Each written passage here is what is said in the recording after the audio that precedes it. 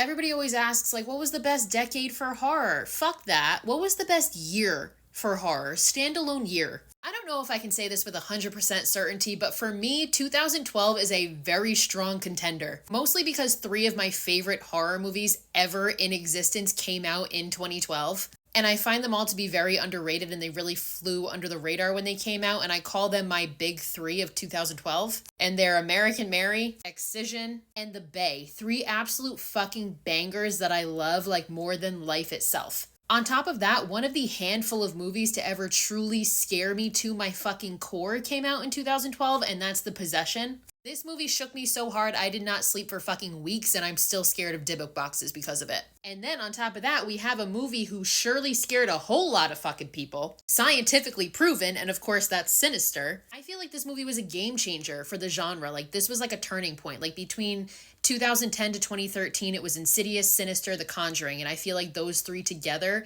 revitalized the horror genre. Another underrated banger, Would You Rather, came out in 2012. This movie is fucking phenomenal. We also got The Collection in 2012. I am a huge fan of The Collector and The Collection, but I think The Collection is the stronger movie for sure. 2012 also brought us VHS. It was the beginning of this franchise, the first one. And I believe that VHS and the ABCs of Death, which also came out in 2012, were massive game changers. Because I think both of them did something that horror hadn't really done, ABCs of Death specifically. Maybe it's because I was alive in 2012 to experience these movies and see a lot of them in the theater. Maybe it's because I was 17 at the time, I had a Tumblr, and I was like just really getting into the horror community and learning about all these movies as they came out. And that just in general is a very special time for me, so I feel very connected to a lot of these movies. But I don't know.